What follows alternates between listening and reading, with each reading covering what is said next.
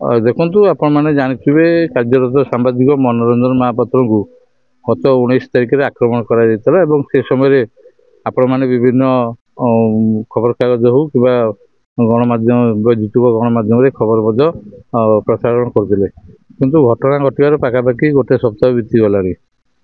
ଏ ପର୍ଯ୍ୟନ୍ତ ମନୋରଞ୍ଜନ ମହାପାତ୍ରଙ୍କ ଯେଉଁ ମୋବାଇଲ ଯାଇଥିଲା ପୋଲିସ ମଧ୍ୟ ସେ ମୋବାଇଲରୁ ଟ୍ରାକ୍ କରିପାରିଲା ନାହିଁ। ଅଭିଯୁକ୍ତ ମାନେ ଖୁଲମଖୁଲା ବାହାରେ ବୁଲୁଛନ୍ତି ଏବଂ ରାଜନୈତିକ ଯେଉଁ ଗୋଟେ ଚାପ ଦେଖେଇକି ବର୍ତ୍ତମାନ ଘଟଣାଟାକୁ ଚପାଇ ଦେବାକୁ ଉଦ୍ୟମ କରୁଛନ୍ତି। ଏବଂ ସବୁଠୁ ଗୁରୁତ୍ୱପୂର୍ଣ୍ଣ କଥା ହେଉଛି ଯେଉଁ ମନୋରଞ୍ଜନ ମହାପାତ୍ର ଯିଏ ମାଡ଼ ଖାଇଛନ୍ତି ତାଙ୍କୁ ମଧ୍ୟ ଘଟଣା କିଭଳି ଫଇସଲା ଆପୋଷ ସମାଧାନ କରାଯିବ ସେଥିପାଇଁ ମଧ୍ୟ ଗୋଟେ ପ୍ରକାର ଚାପ ପଡୁଛି। କେବଳ ମନୋରଞ୍ଜନ ମହାପାତ୍ର ନୁହଁ, ଆମେ ଯେଉଁମାନେ ମନୋରଞ୍ଜନ ମହାପାତ୍ରଙ୍କୁ ସାହାଯ୍ୟ ସହଯୋଗ କରୁଥିଲୁ, ଡାକ୍ତରଖାନା ନେଇଥିଲୁ, ତାଙ୍କୁ ଆଜି ପର୍ଯ୍ୟନ୍ତ ସାହାଯ୍ୟ ସହଯୋଗ କରି ଆସୁଛୁ, ଆମକୁ ମଧ୍ୟ ଗୋଟେ ପ୍ରକାର ଧମକ ଚମକ ଦିଆଯାଉଛି, ମତେ ମଧ୍ୟ କୁହାଯାଉଛି ଗୁଳି କରି ମାରି ଦିଆଯିବ। ଏମିତି ମଧ୍ୟ ବଜାରରେ ମଧ୍ୟ ଚେତାवनी ମିଳୁଛି ଏବଂ ଲୋକଙ୍କୁ ଆଉ ଅନ୍ୟ ସାମ୍ବାଦିକଙ୍କୁ କୁହାଯାଉଛି ଗୋଡ଼କୁ ବାଡ଼େଇ ଭାଙ୍ଗି ଦିଆଯିବ। କିନ୍ତୁ ଦେଖନ୍ତୁ ଆମେ ଏଇ କଥାକୁ ନେଇକି ମଧ୍ୟ ପିପିଲି ଏଡିଓଙ୍କୁ ଗତ 2 ଦିନ ତଳେ ମଧ୍ୟ ଗୋଟେ ଲିଖିତ ଅଭିଯୋଗ କରିଥିଲୁ, ସୁରକ୍ଷା ମଧ୍ୟ ମାଗିଥିଲୁ। ଆପଣ ସବୁ କଥାକୁ ଦେଖନ୍ତୁ, ପୁରୀ ଏସ୍ପିଙ୍କୁ ମଧ୍ୟ ଭେଟିଥିଲୁ, ପୁରୀ ଏସ୍ପି ମଧ୍ୟ କହିଥିଲେ ଏହାର ତଦନ୍ତ କରାଯିବ ଏବଂ ତଦନ୍ତ ସଠିକ ଦିଗରେ ଯିବ। କିନ୍ତୁ ଆପଣ ଦେଖନ୍ତୁ ଆଜି ପର୍ଯ୍ୟନ୍ତ କୌଣସି ସଠିକ ଦିଗରେ ତଦନ୍ତ କଲାନି। ଯିଏ ମାଡ଼ ଖାଇଲା ସିଏ ବର୍ତ୍ତମାନ ଅସହାୟ ପଡ଼ିଛି। ଆମେ ଯେଉଁମାନେ ସହଯୋଗ କରୁଛୁ ଆମେ ମଧ୍ୟ ଗୋଟେ ପ୍ରକାର ଅସହାୟ ପଡ଼ିଲୁଣୁ, ମାନେ ନ୍ୟାୟ ମାଗି ମାଗି ହତାଶ ହେଲୁଣୁ। ଆଜି ଆପଣ ମଧ୍ୟ ଦେଖୁଛନ୍ତି ଧାରଣା ଦେବୁ ବୋଲି ଗତକାଲି କହିଥିଲୁ, ଆଜି କୋଉଠି ବସିଛୁ। କେତେବେଳେ ଆପଣ ଦେଖିଥିଲେ ଥାନାରେ ତାଲା ପଡ଼ିଆ, ଡି ଅଫିସ ତାଲା ପଡ଼ିଆ ପଛପଟେ ଆପଣ ଦେଖୁଛନ୍ତି ତାଲା ପଡ଼ିଛି। ବର୍ଷାରେ ଏଠି ପ୍ରବଳ ବର୍ଷା, ପ୍ରବଳ ଖରାରେ ମଧ୍ୟ ଆମେ ଏଠି ଧାରଣା ଦେଉଛୁ। ତେଣୁ ପୋଲିସ ପ୍ରଶାସନ ଏଠି କରୁଛି କ'ଣ?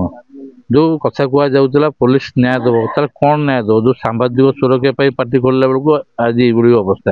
ତେଣୁ କେତେ ଚାପରେ ପୋଲିସ ରହିଛି ଆପଣ ଏଥିରୁ ଅନୁମାନ କରିପାରୁଛନ୍ତି।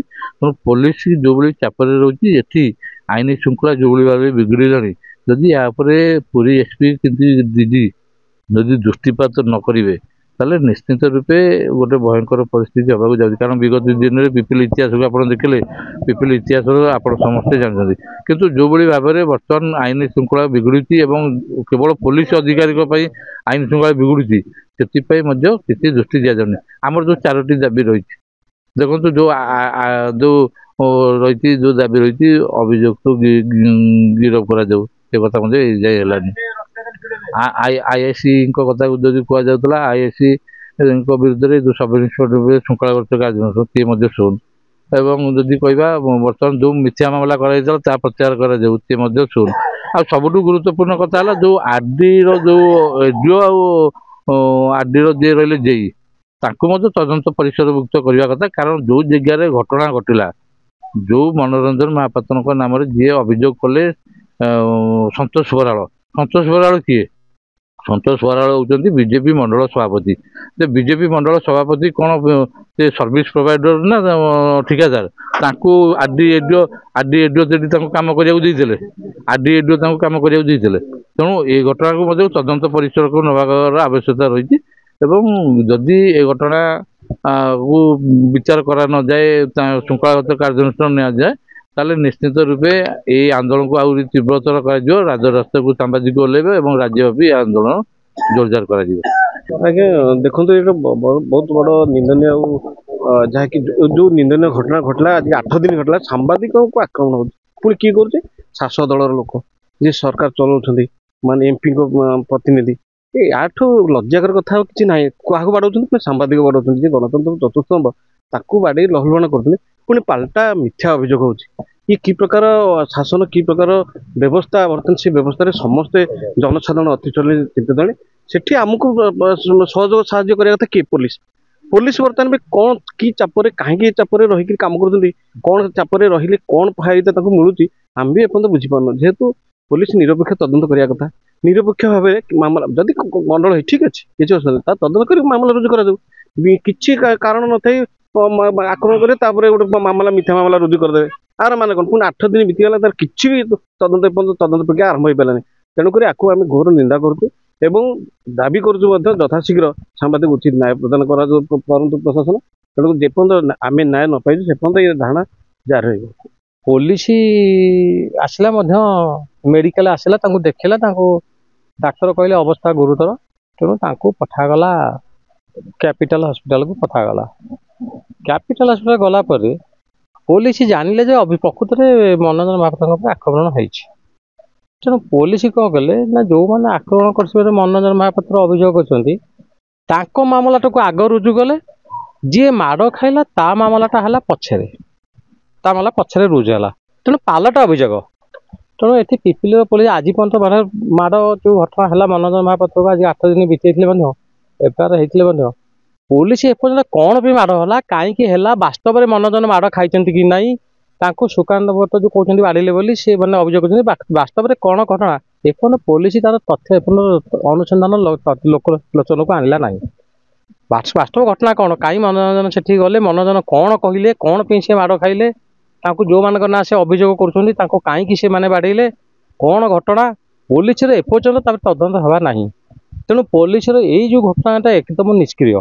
ତାପରେ ଏସ୍ପି ପାଖକୁ ଗଲେ ଏମାନେ ମନୋରଞ୍ଜନ ଆପଣଙ୍କ ସାମ୍ବାଦିକମାନେ ସବୁ ଏସ୍ପିଙ୍କୁ ଦେଖାହେଲେ। ଏସ୍ପି କହିଲେ ହଁ ମୁଁ ପ୍ରତିଶ୍ରୁତି ଦେବି, ତେଣୁ ତୁମେ ଧାରଣାରେ ବସନି, ମୁଁ 24 ଘଣ୍ଟା ସମୟ ନେଲି। ତାପରେ ଆଡ଼ିସନାଲ ଏସ୍ପି ଆପଣଙ୍କର ସଚିନ ପଟେଲ ସେ ଆସିଲେ, ତାପରେ ଏସ୍ପି ମଧ୍ୟ ଆସିଥିଲେ।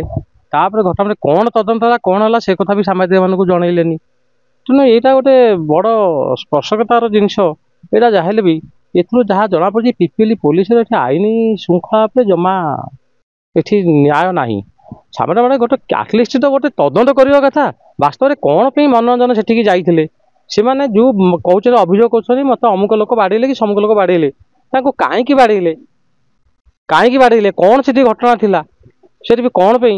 ତେଣୁ ଏଗୁଡ଼ାକ ନିହାତି ମାନେ ପୋଲିସ କଲେନି କି ଉଚ୍ଚପଦସ୍ଥ ଅଧିକାରୀ ମାନେ ଏସ୍ପି ମାନେ ମଧ୍ୟ ୟାପରେ ବି ତଦନ୍ତ କଲେନି। ଆଉ କ'ଣ ହବ, ଏହାଦ୍ୱାରା ଗଣତନ୍ତ୍ରର ଚତୁର୍ଥ ସ୍ତମ୍ଭ ଦିନକୁ ଦିନ ଭୁଷୁଡ଼ି ପଡ଼ିବ। ଆଉ କ'ଣ ଏଇଟା ବର୍ତ୍ତମାନ ଆଗାମୀ ଦିନ ପାଇଁ ଦେଶ ପାଇଁ ଏଇଟା ମାନେ ଶୁଭଙ୍କର ନୁହଁ। ଆଉ ଯେଉଁଠି ଗଣତନ୍ତ୍ର ସୁରକ୍ଷିତ ନାହିଁ ସେଠି ଦେଶରେ ସୁରକ୍ଷିତ ମାନେ ଶୁଭଙ୍କର ଦେଶ ପାଇଁ ଶୁଭଙ୍କର ଆସିବ କୁଆଡ଼ୁ।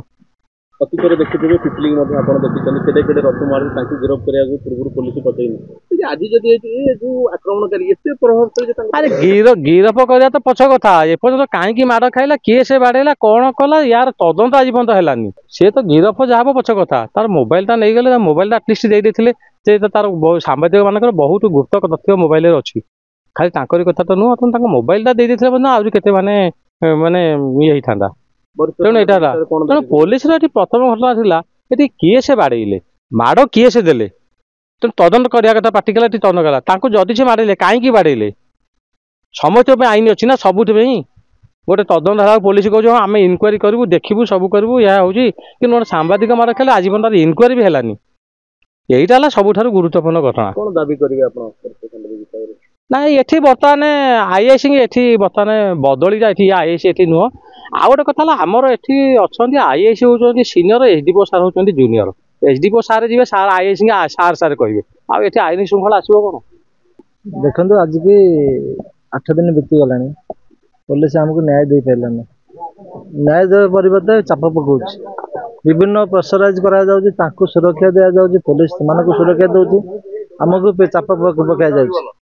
ଆମେ ନ୍ୟାୟ ପାଇବୁ କ'ଣ? ସେମାନଙ୍କ ଚାପରେ ପୋଲିସ ଚେପା ହେଇକି ବସିଛି। ସେଥିପାଇଁ ଆମେ ଧାରଣାରେ ଆଜି ବସିଥିଲୁ।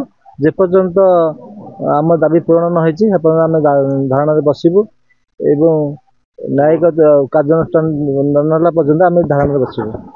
ପ୍ରଥମ କଥା ଦାବି ହେଉଛି ଆମର ଯେଉଁ ମୋ ନାଁରେ ମିଥ୍ୟା ମାମଲା ଅଛି ତାକୁ ପ୍ରତ୍ୟାହାର କରାଯାଉ। ଦ୍ୱିତୀୟରେ ହେଉଛି ଯେଉଁ ମୋ ନାଁରେ ଯେଉଁ ଅଭିଯୁକ୍ତ ମାନେ ଅଭିଯୁକ୍ତ ମାନେ ଅଛନ୍ତି ସେମାନଙ୍କୁ ଯେଉଁ ତୁରନ୍ତ ଗିରଫ କରାଯାଉ।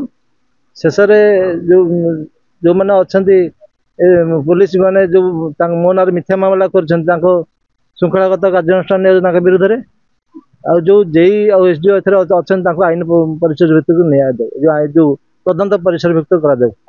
ଇଏ ହେଲେ ଆମେ ଏଠି ଉଠିବୁ, ନହେଲେ ଉଠିବୁନି।